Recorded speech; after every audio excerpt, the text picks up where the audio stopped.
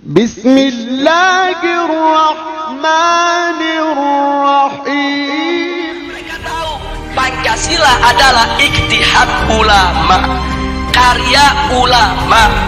Nah, itu yang ingin saya garis bawahi, saudara. Jadi jangan sekali-kali menuduh ulama ini anti Pancasila. Mereka yang buat kok, mereka yang rumuskan kok, saudara. Nah, saat itu Bung Karno pada tanggal 1 Juni tahun 1945 mengusulkan, saudara, supaya kalau Indonesia nanti merdeka punya dasar negara namanya Pancasila.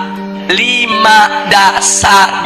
Sila pertama, Bung Karno mengusulkan peri kemanusiaan, kemudian peri kebangsaan, sedangkan peri ketuhanan diletakkan di sila yang kelima, sila terakhir. Ini ditolak oleh ulama, saudara. Kiai Haji Wahid Hasyim menolak, Kiai Haji Abdul Qahar Mudzakkir menolak, Kiai Haji Agus Salim menolak. Kenapa mereka menolak? Enggak pantas ketuhanan ditaruh di sila terakhir.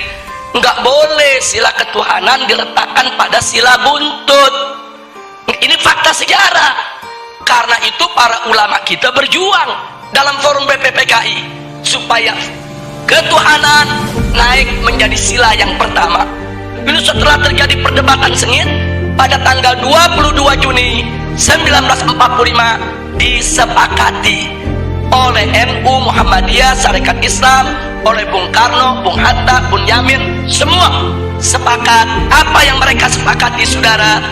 Bahwa Pancasila, satu, ketuhanan dengan kewajiban menjalankan syariat Islam bagi pemeluk-pemeluknya. 2, kemanusiaan yang adil dan beradab.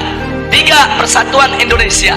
4, kerakyatan yang dipimpin oleh hikmat kebijaksanaan dalam permusyawaratan perwakilan.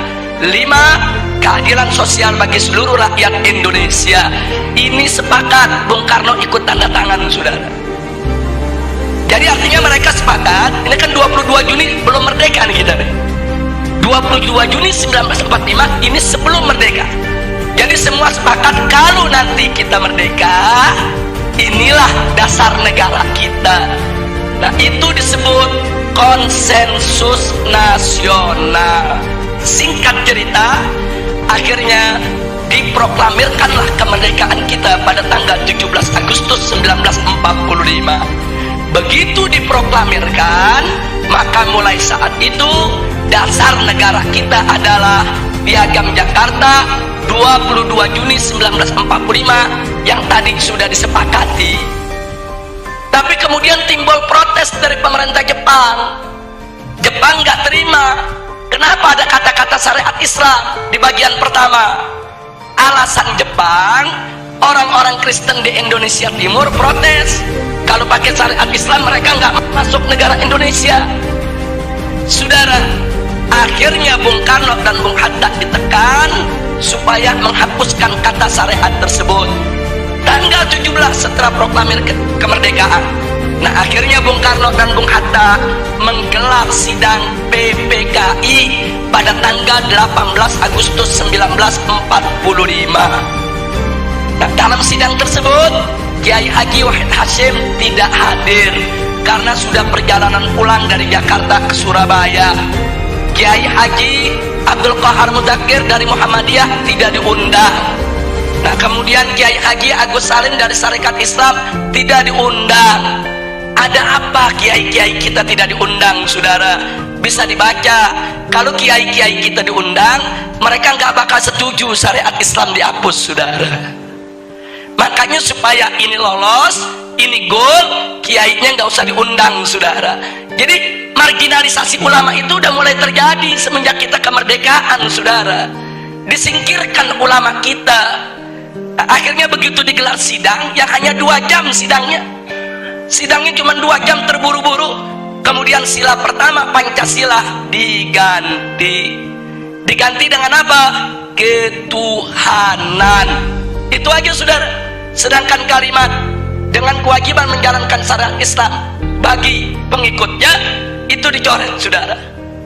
Nah, akhirnya ada beberapa tokoh Islam yang hadir seperti Ki Bagus saudara dari Muhammadiyah menolak, karena beliau tahu ini ulama NU, ulama Muhammadiyah, ulama Sarekat Islam gak bakal terima ini diganti. Terjadi perdebatan. Nah akhirnya dapat solusi. Apa solusinya? Ini perjuangan Ki Bagus ini dari Muhammadiyah saudara. Solusinya ya sudahlah, syariat dihapus nggak apa-apa, tapi tolong diganti dengan Yang Maha Esa. Dan Bung Karno setuju saudara. Jadilah sila pertama ketuhanan Yang Maha Esa. Nah kalau saya melihat sejarah ini, saya bersyukur kepada Allah. Loh kenapa? Wa yamkuruna wa yamkurullah wallahu khairul makirin. Mereka berbuat makar mau hapus syariat, Allah balas makar mereka. Syariat hilang, tauhid yang datang saudara. Itu kan syariat diganti sama tauhid. Itu syariatnya dihapus, yang masuk apa? Tauhid.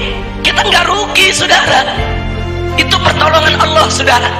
Padahal ulama dipinggirin, ulama mau dikhianati saudara, tapi Allah jaga. Nah oleh karenanya sampai hari ini ulama-ulama NU, ulama-ulama Muhammadiyah nggak pernah punya masalah dengan Pancasila saudara. Nggak ada ulama NU nolak Pancasila, ulama Muhammadiyah nolak Pancasila, para habaib nolak Pancasila, nggak ada. Loh kenapa para habaib, ulama, kiai dan ajangan tidak menolak Pancasila? Karena mereka tahu Pancasila adalah ijtihad ulama, karya ulama. Nah itu yang ingin saya garis bawahi saudara. Jadi jangan sekali-kali menuduh ulama ini anti Pancasila. Mereka yang buat kok, mereka yang rumuskan kok saudara.